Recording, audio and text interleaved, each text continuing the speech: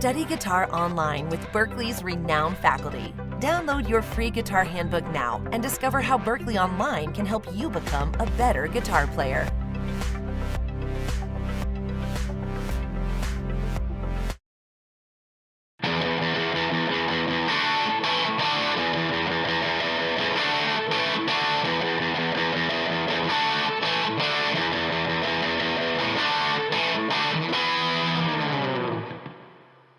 Hello, I'm Carl Baldessar, and today we're going to take a look at 5 great beginner guitar riffs. And these riffs are designed for you to get your hands around them quickly, but there's also going to be a lot of insights that you can use as you grow in your skill level with guitar. So let's take a look at these 5 great beginner riffs. And by the way, I should mention, for these 5 beginner riffs, I'm going to play them all on the same guitar, so we don't have to worry about what kind of guitar to get what kind of sound. Let's just focus on playing these riffs. For our first riff, we're going to go to the Rolling Stones and Keith Richards' riff for Satisfaction. It's on 1 guitar string, so it's a great beginner riff. Let's take a look at it.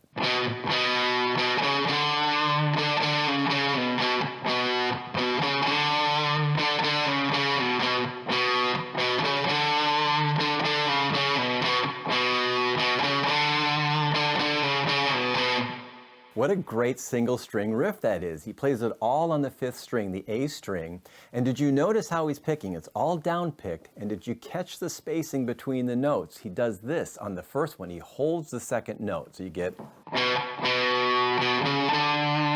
see, and he picks and connects it all. The second time he plays it, he actually breaks the 2 notes apart, the first 2 notes. So listen to the break. That little detail about how he's connecting or not connecting the notes actually makes the riff very vibrant. So make sure you're listening to those sort of subtleties in these kind of riffs. The last thing I want to point out is how anytime you're playing a riff, it's best to understand what the other musicians are doing so you can actually understand the context of where the riff is sitting as it relates to time, the tempo, and as it relates to the harmony. Now, Brian Jones in the background underneath the riff is playing 3 chords, E, A, and D.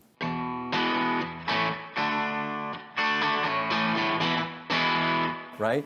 Now let's look at the riff in the context of the harmony of that chord. So we have 3 notes on the riff, B, C sharp, and D. The first note, B, is the 5th of the E chord. The next note, C sharp, is the 3rd of the 2nd chord, the A chord. And the last part of the riff, D, is the root of the D chord. So you see, the riff is actually really vibrantly connected to the chord harmonies that are playing. We've got the 5th of one chord, the 3rd of another chord, and the root of the last chord. Satisfaction, a simple riff, but there's actually a lot of subtlety to it.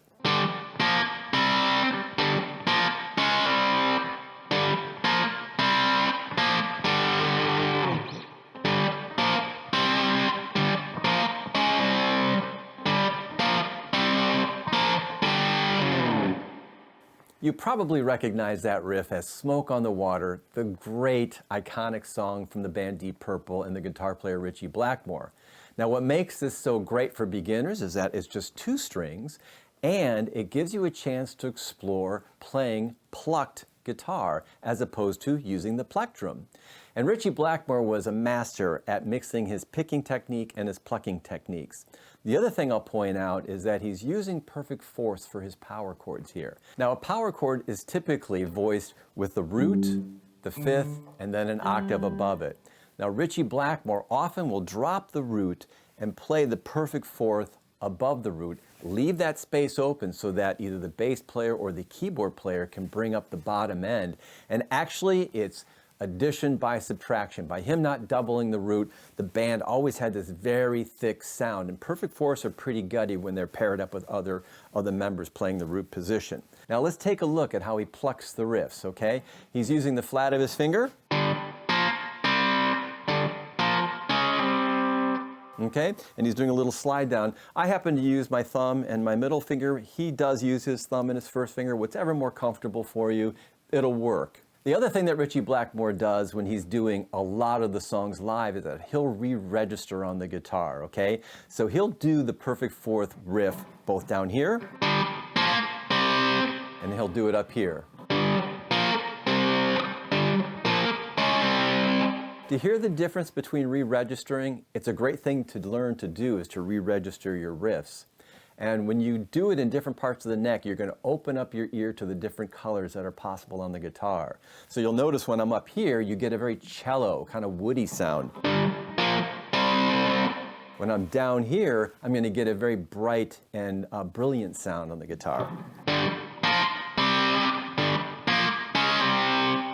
So it's really great practice, and a lot of great guitar players will re-register their riffs, and it really adds and opens up a lot of color variety on the guitar. So there you have it, Smoke on the Water, riff number 2. Okay, for riff number 3, we have this dynamite riff from the band AC/DC. It's called TNT, and we're actually going to focus on the unsung hero Malcolm Young's performance of the opening riff. I should mention that the studio guitar on this track is detuned a half step to E flat, but I've kept this in standard tuning.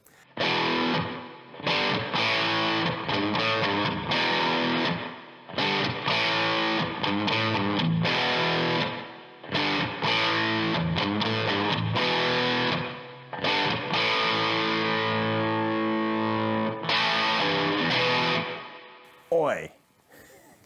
I think this is a great riff for beginners because it gives you a chance to kind of work with open power chords and also integrate some single note picking in the middle of that. So you have on this progression 3 chords, really kind of an E minor pentatonic sort of outline here. You've got the E, you got the G, and you got the A. And Malcolm is using the power chords on the first 3 chords. And then when he's returning, he comes back to an individual G note, and then he puts a little bit of bend on that. So, okay, so it's really important to kind of integrate the power chords with those individual notes with that little sort of eyebrow that he puts on that G to give it a little wiggle, a little attitude. But most importantly, and quite surprisingly, AC/DC, as heavy metal as we call them, had a lot of groove. Notice how much syncopation is going on here and all the upbeats of this riff. Check it out. Down, up, up, up, up, up. The other thing I need to point out is that Malcolm is playing this part rather gently. And in fact, if you want to sound big, it's a good thing to actually play small. And what he does here, he's not overstriking or over-raking. He's actually gently sort of stroking it. Check it out. It's like this.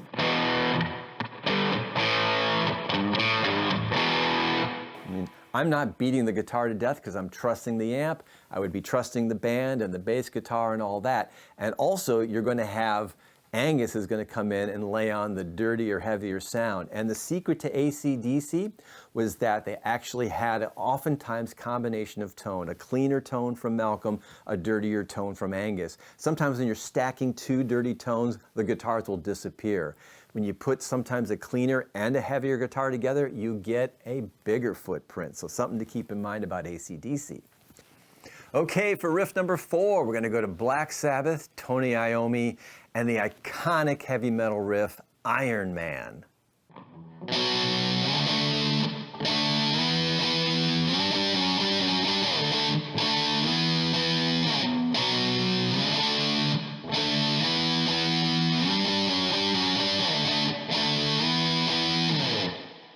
I love this riff for beginners because it really shows you a lot of sliding power chords, and it also uses a lot of the guitar neck, like almost all of it actually. You know, you have the riff starting in B, going all the way up to G. Now that might not seem much because the frets are getting smaller as we go here, but if you re-register it down here, B, up to G, look how much of the neck we're actually using on this riff. So it's really great for beginners to get to know the neck. All right, let's take this phrasing bit by bit. The first chord, we start on B, we go up to D. Check out how he does it with the pick and the slide. See that? And then he actually puts a rest in. And that second part, after the rest, again, it's a pick and a slide. So we pick, we slide, we pick. See that? Now let's check out the latter part of the riff. I'm actually going to start it from the beginning, and I want you to pay attention when he gets all the way up to the E power chord, how he gets to the G. He's actually sliding it up to the G, okay? There's no break. So here we go from the top into the second half.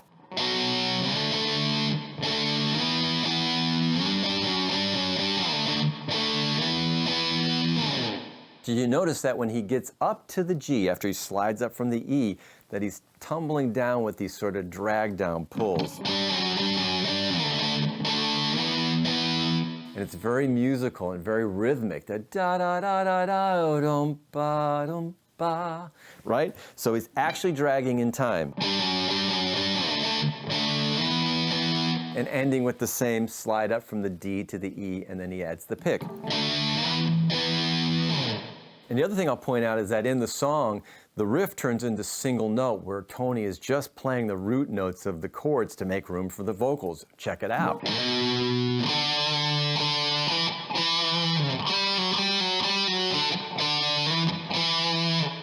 So there you have it, the great Iron Man riff by Tony Iommi, and there's a lot there to actually build your playing with. All right, riff number 5. If you've got a need for speed, then you're going to need some communication breakdown by the great Led Zeppelin and Jimmy Page. Here we go.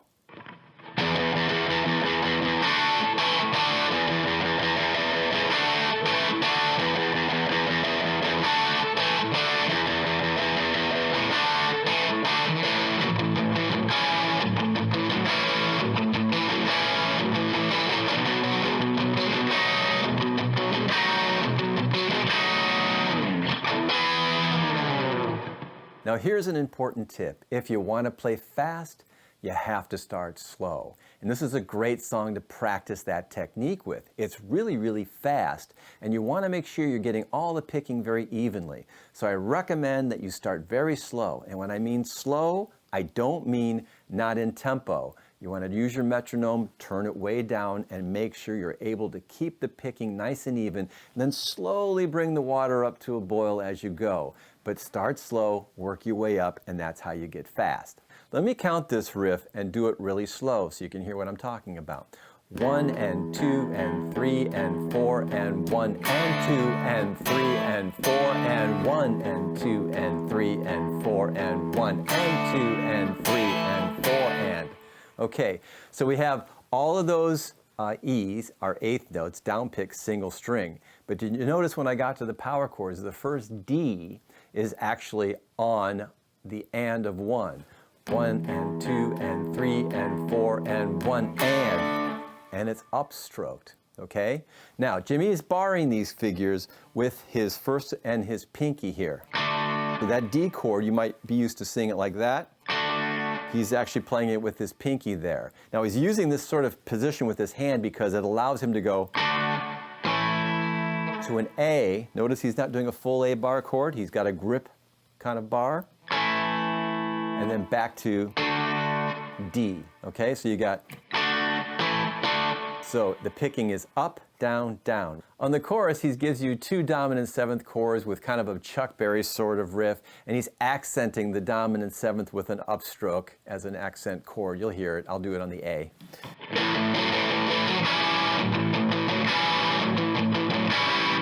And he does the same thing going up to B, and then turns it back around to the top, right? So there you have it, communication breakdown, riff number 5 on our 5 beginning riffs. I hope you've enjoyed this episode. I think these are great riffs to start with, and there's a lot of room to grow with these riffs. So I thank you for watching. I'm Carl Baldessar, and I hope to see you again.